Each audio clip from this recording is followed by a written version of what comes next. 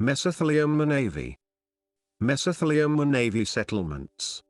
Asbestos was used abundantly on Navy vessels and in shipyards before its health hazards were widely known. Sailors or civilians who worked around asbestos had no idea that they were exposed to toxic fibers capable of causing lethal diseases like mesothelioma and lung cancer. All U.S. military branches used asbestos, but none so much as the Navy.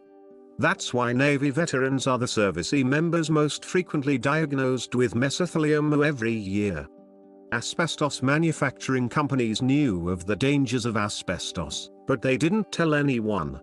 By the time the Navy banned asbestos in 1975, countless numbers of Navy veterans had already been exposed to the dangerous material. Even then, asbestos exposure kept happening into the early 1980s as Navy ships were repaired or decommissioned. Financial compensation is available to Navy veterans who suffer from mesothelioma and other asbestos-related diseases. Asbestos companies failed to warn the military of the dangers of asbestos products. Those companies can and should be held accountable for their negligence. Contact us today to learn about your legal right to compensation. Mesothelioma and Navy veterans. Mesothelioma is a rare and aggressive form of cancer. The only known cause of mesothelioma is asbestos exposure. Asbestos was used extensively in Navy shipbuilding dating as far back as World War II.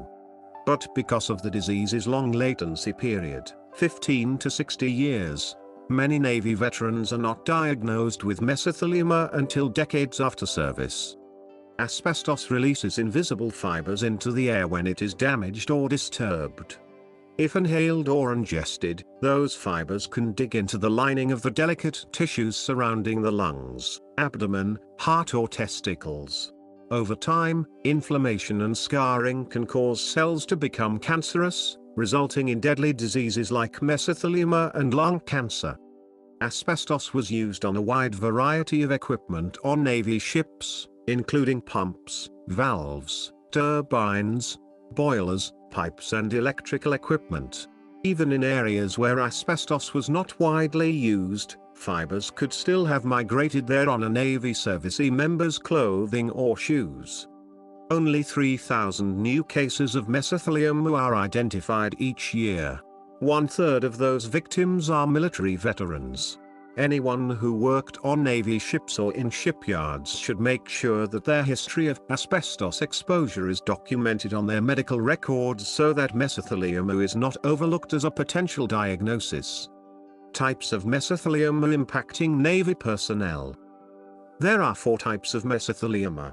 The location of the primary tumor indicates the type of mesothelioma that a Navy veteran has. The types of the asbestos cancer include 1. Pleural mesothelioma. Malignant pleural mesothelioma is cancer in the thin lining of the lungs called the pleura. It develops after asbestos fibers are inhaled and lodged in the chest cavity. It is the most common form of asbestos cancer among Navy veterans. 2. Peritoneal mesothelioma. Some naval personnel develop mesothelioma in the tissues surrounding the abdomen called the peritoneum. Peritoneal mesothelioma cases make up anywhere from 20 to 33% of all mesothelioma cases. 3. Pericardial mesothelioma. Rarely, mesothelioma tumors develop in the sac around the heart called the pericardium. Pericardial mesothelioma accounts for 1% of all mesothelioma cases and is often not detected until Navy veterans are in the late stages of the disease. 4. Testicular mesothelioma. Cancer in the membrane covering the testes is the rarest form of mesothelioma. It is possible for some mesothelioma tumors to be benign, non-cancerous. Benign mesothelioma tumors are not usually linked to asbestos exposure. They also differ from malignant, cancerous, mesothelioma tumors because they are slow-growing and do not spread. By contrast, malignant mesothelioma cells replicate rapidly and are quick to invade healthy tissues. Navy veterans should know that there is no safe level of asbestos exposure. According to the National Institute for Occupational Safety and Health, NIOSH, there is no level of asbestos exposure below which clinical effects do not occur. The length of Navy service nor the location served plays any role in determining who develops mesothelioma.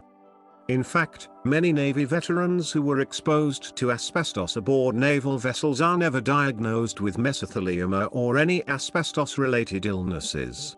No one knows what makes the difference. However, researchers suspect that each individual's unique health history and genetics may play a role. Mesothelioma symptoms in Navy veterans. The prognosis for Navy veterans with malignant mesothelioma is grave because each type of the disease produces subtle and generalized symptoms. As a result, many people cannot receive the most aggressive treatments. Pleural mesothelioma symptoms are often mistaken for more common respiratory infections such as bronchitis, asthma, pneumonia or emphysema. Navy veterans should see a doctor immediately if they show signs of pleural mesothelioma such as pleural effusion, fluid surrounding the lungs, chest pain, shortness of breath, coughing, fatigue, unexplained weight loss.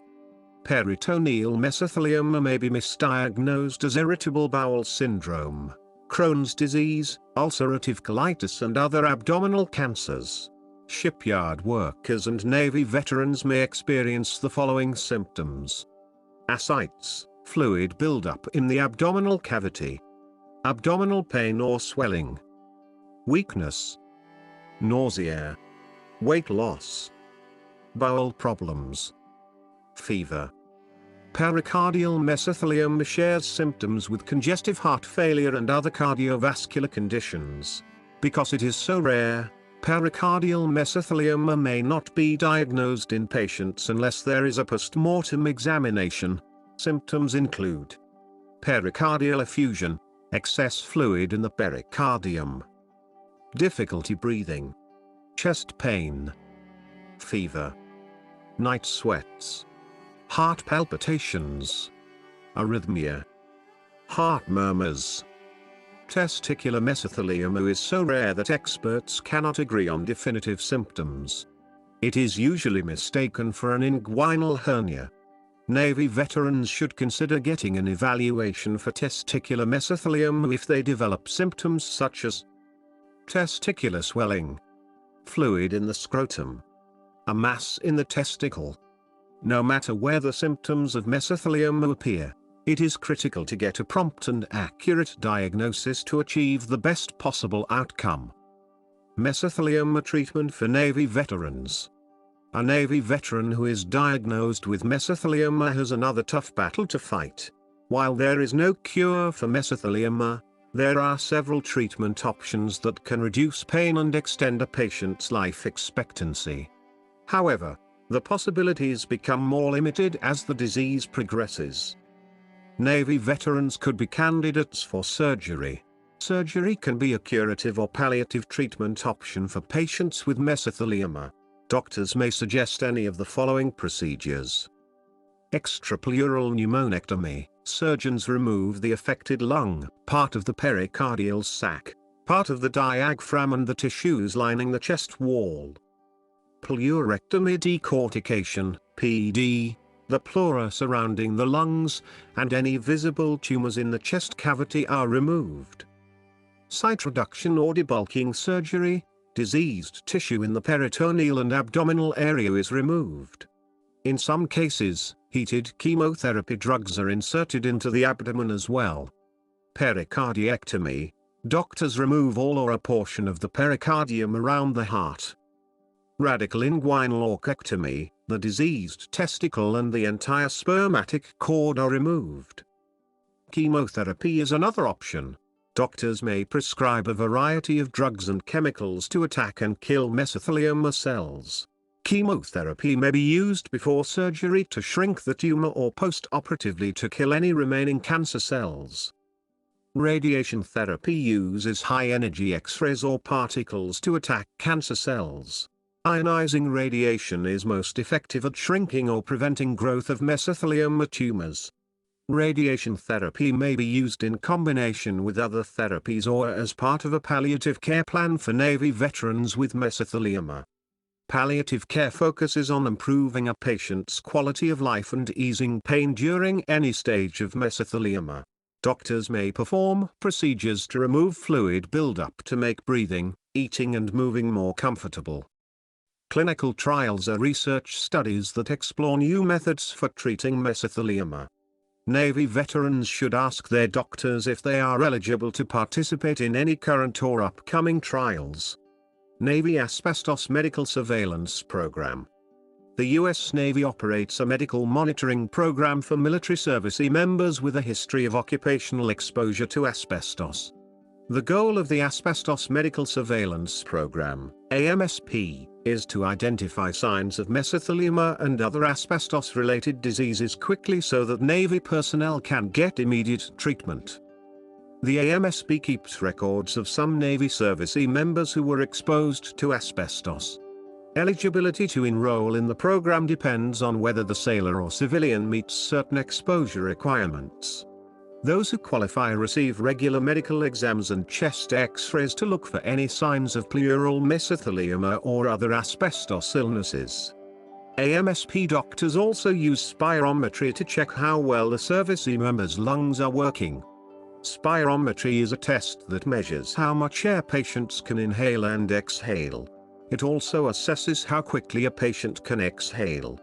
Physicians can also use spirometry to evaluate how well a patient is responding to treatments for chronic lung conditions like COPD. Doctors can identify Navy servicee members at the greatest risk of developing asbestos-related diseases by reviewing their answers to a questionnaire and conducting a physical exam. Specially trained physicians, called B-readers, review the X-rays. All of the testing is kept on file for future reference. That gives doctors the best chance of catching any new or worsening symptoms of mesothelioma or other conditions caused by asbestos exposure. Although Navy servicee members make up the majority of all AMSP enrollees, the program also extends to members of the U.S. Army, Air Force or Coast Guard. Life expectancy for Navy veterans with mesothelioma. Early detection is key to extending the life expectancy for people with mesothelioma. Statistics show that patients generally live 12 to 21 months after diagnosis. Less than 10% of mesothelioma victims will survive for 5 years. However, patients who are caught in the earliest stages of mesothelioma have the best prognoses. At stage 1 or stage 2, mesothelioma tumors are relatively localized and not spread throughout the body. Though patients in those stages are still troubled by painful symptoms, they are generally more robust in health and can withstand more invasive treatments if necessary. The stage of the disease is very important in predicting life expectancies for Navy veterans with mesothelioma, but it is not the only factor. Doctors also look at the servicee members' age. Younger patients typically fare better than older ones. Sex. Though they make up a much lower percentage of mesothelioma cases, women generally live longer than men. Overall health. A person's own health history may increase the likelihood of a longer or shorter survival time. Location of the cancer. Pleural mesothelioma is the most common form of the disease and often the most treatable. Cell type.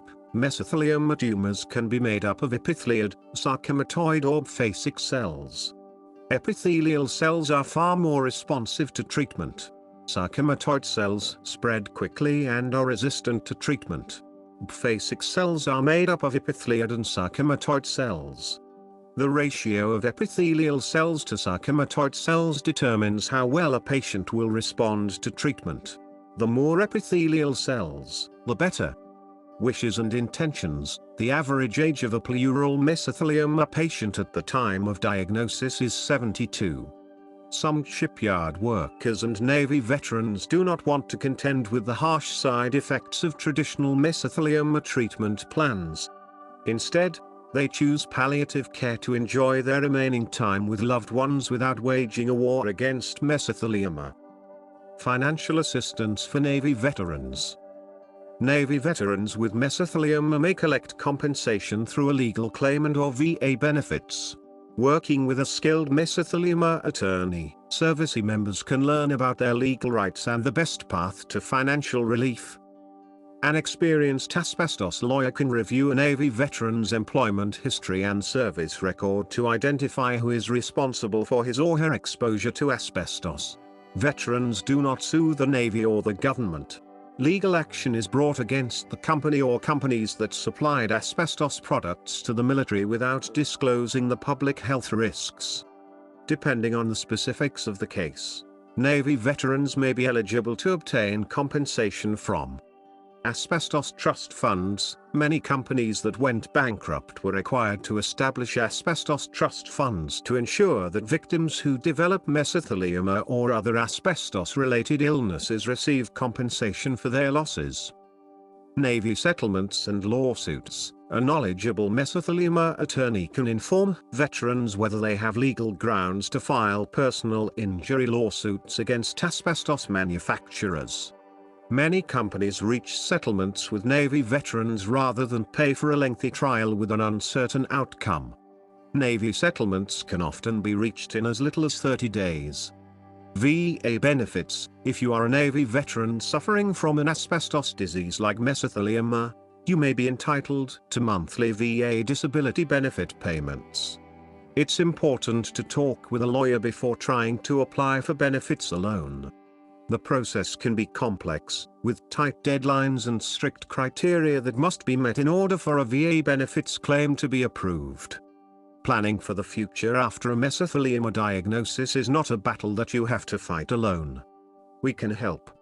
To learn more about your rights to mesothelioma compensation, contact us today.